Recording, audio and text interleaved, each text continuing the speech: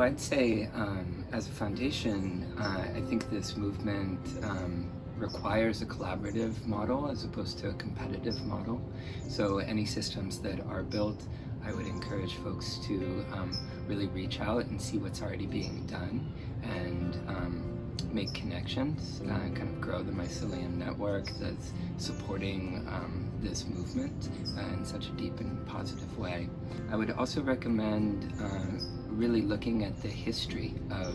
drug policy in this country and look to the systemic issues that have been embedded in drug policy since the founding of this country. And to do what you can to right the injustices that have been present throughout the drug policy in the US and globally.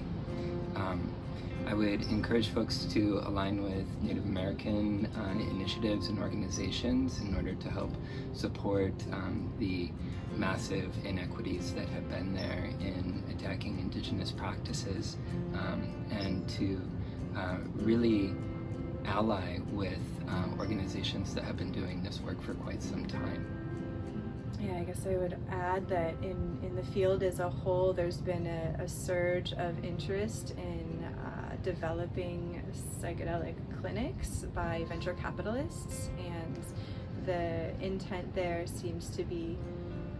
to help people on the one side, but also to make money on the other, and it is creating an atmosphere where it can be quite confusing for someone looking to find help and seeing the options out there. It's not necessarily clear which clinics and which services are truly holding their best interest in mind, as opposed to trying to get rich quick.